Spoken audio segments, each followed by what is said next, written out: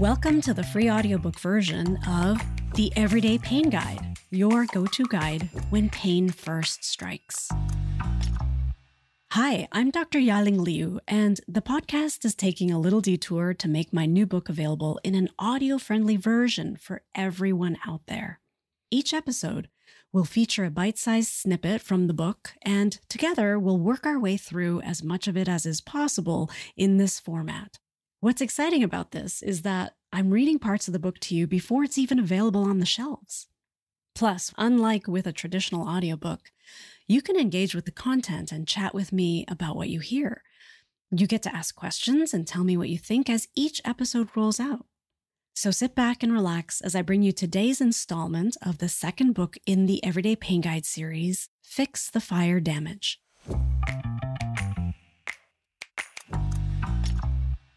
In the last episode, we heard Ed's story and how he was able to get a better handle on his low back and hip pain by looking at aspects of his stress biology with the help of the Stress Biology Action Plan. Today's episode is all about how Charlene's mid-back and chest pain also benefit from exploring concepts inside of the Stress Biology Repair Guide and Action Plan.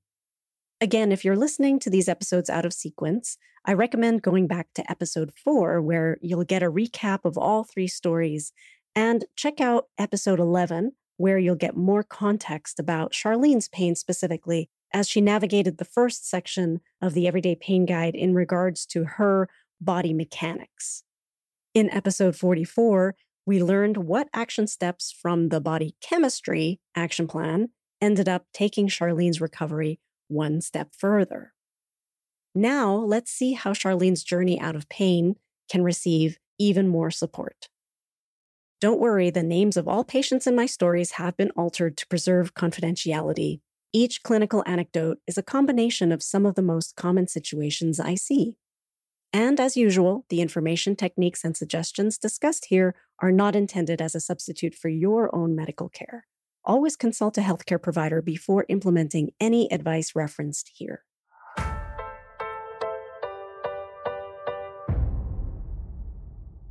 How does Charlene use the Stress Biology Action Plan?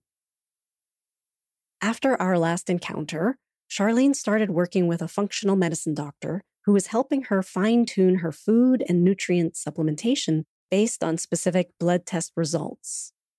This is allowing her to be more targeted in her efforts and less overwhelmed by trying to do too many things at once. She is now better at sticking to regular meal times, which leads to more predictable and regular bowel movements. From her exploration of the body chemistry action plan, she discovered how important better hydration and elimination is to her management of pain and overall well-being. She's committed to avoiding scented products in the home, so Charlene's asthma is no longer being triggered in that way. But it's high pollen season now, which is contributing to the use of her rescue inhaler once or twice a day. With her biochemical burdens under control and much greater strength and stability in her torso, she shows up in my office today surprisingly discouraged. She's not feeling any chest or rib pain currently, but over the past week, she has been sleeping less well than usual and feeling a flare-up of upper back and shoulder pain, a familiar pain from years ago, but more intense than she remembers. An ache in both shoulders is creeping up the back of her neck and head, giving her headache-like feelings as well.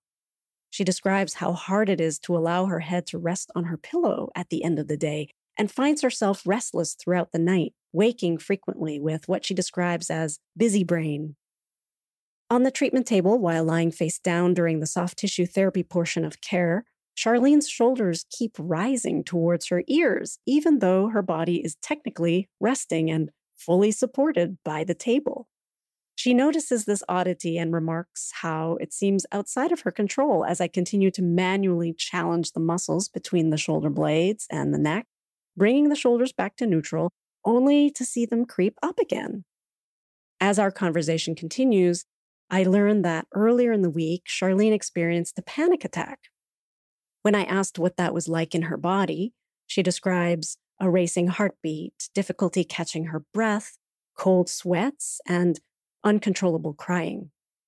She was alone in her parked car and had just come from visiting her mother in the new care facility that Charlene very recently helped her move to. There are a lot of cottonwood trees on the property of the care facility, and she remembers needing to use an inhaler when she arrived. She also recalls having only consumed coffee so far that day while becoming suddenly aware of her gnawing hunger. The inhaler she used before her visit with her mom was one that she picked up at a drugstore without a prescription to keep in the car for emergencies. It turns out that this over-the-counter inhaler contains epinephrine instead of her usual prescription albuterol. You might recall that epinephrine is also known as adrenaline, and while it does effectively open the airways during an asthma episode by recruiting the nervous system's fight, flight, or freeze response, activating this mechanism can also trigger symptoms of anxiety. So as Charlene left that emotionally charged visit with her mother, her airway was wide open from the earlier dose of epinephrine, but at about that same time, waves of panic with emotions hit her. Is it possible that the combination of her caffeine-only intake and epinephrine inhaler contributed chemically to Charlene's panic? Yes.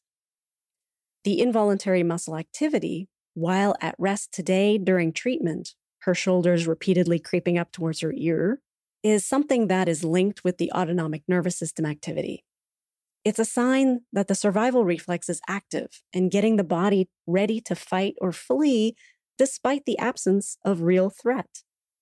This can be a residual lingering effect from the panic episode earlier in the week, on top of an already constant low level of daily stress and poor sleep. I recommend that she increase her dose of magnesium over the short term, but other efforts to repattern the nervous system response are needed as well.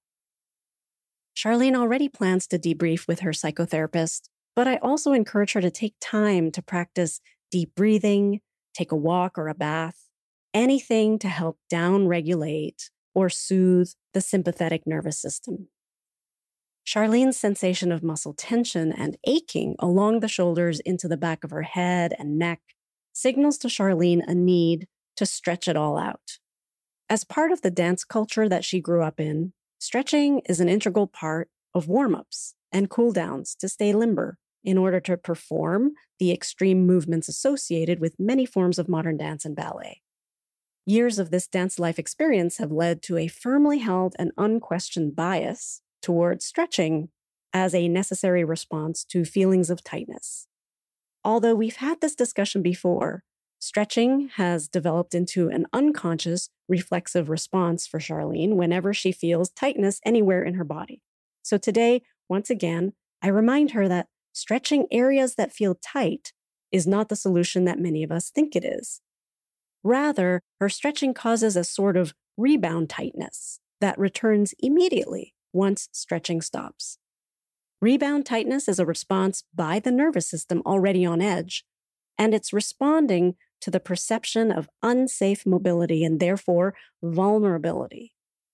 So while the stretch sensation can temporarily block the uncomfortable tension and feel good in the moment, it is also partly contributing to the problem and reinforcing this reflexive nervous system reaction, much like the itch-scratch cycle.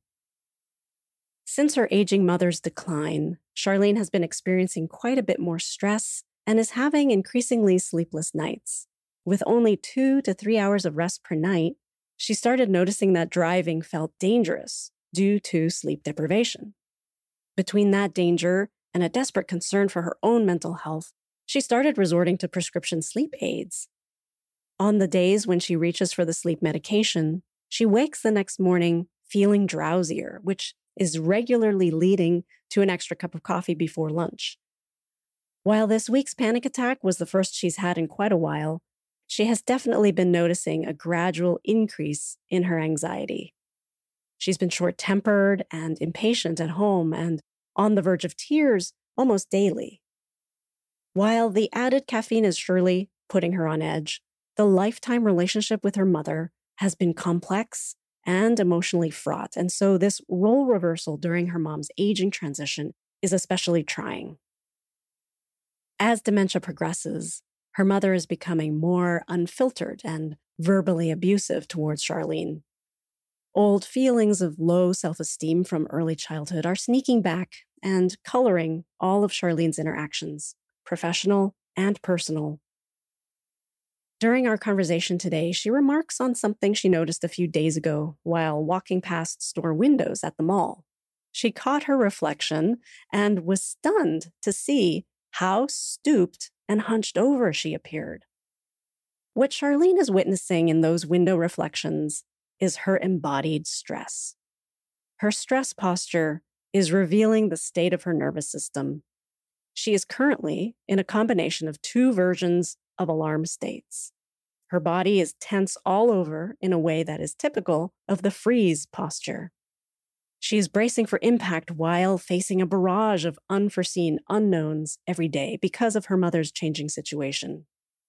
This keeps her unable to let her head and mind rest on the pillow at the end of the day and is part of what governs the unintentional, repeated rising of her shoulders towards her ears, even when resting. The other nervous system alarm state Charlene embodies is the fawn posture, or the appeasing trauma response. The revived feelings of low self-esteem from childhood related to a history of emotional abuse is resulting in further collapse, shortening the distance between her chest and pelvis, giving her that stooped over appearance. At this point, I could suggest to Charlene that she start doing all sorts of strength building to activate the muscles of the back, hips, and legs, the ones responsible for opening the front of the body. But now is not the time to put another demand on someone who is sandwiched between caring for her children and her mother while juggling all the other day-to-day stresses of life. Building strength will be important at some point, but right now, the best thing she can do is focus on gently supporting herself from the inside out by using deep breathing to inflate her torso and ribcage. She can take time to revisit the passive release techniques in section 1, where the body is strategically supported, but resting in a neutral position. The more reminders the nervous system receives of this neutral space, the easier it will be to find her way out of the freeze and fawn states of stress. Importantly, during this time, Charlene is well supported socially with a friend group of people who are all dealing with caring for aging parents while raising children. She also continues to rely on the professional guidance of her mental health care practitioner, and I remind her to think about small ways to incorporate play for stress relief, even if it is as simple as a 5-minute silly dance party with her toddler.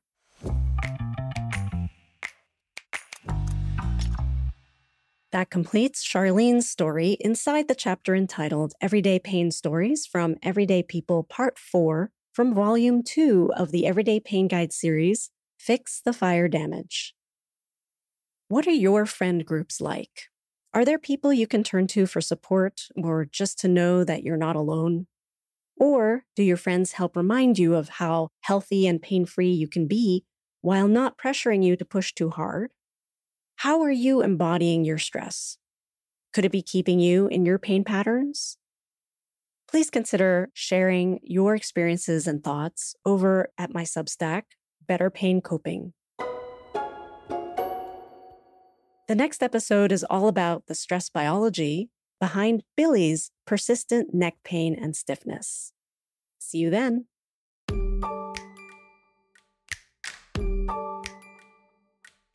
This episode was an excerpt from The Everyday Pain Guide, your go-to guide when pain first strikes. Written and narrated by me, Dr. Ya-Ling Liu, with audio editing and production provided by Organized Sound Productions. Do you have questions or comments about today's episode? You can shoot me an email anytime at hello@stopeverydaypain.com. That's HELLO@stopeverydaypain.com. If you have friends or family members who you know are struggling with persistent, recurring aches and pains, tell them to check out the podcast while they're waiting for the book. To help me get this information to as many people who need it as possible, please consider leaving an honest review, but I'd also be super grateful for a simple like, follow, or share. Thank you for helping me put a stop to everyday pain.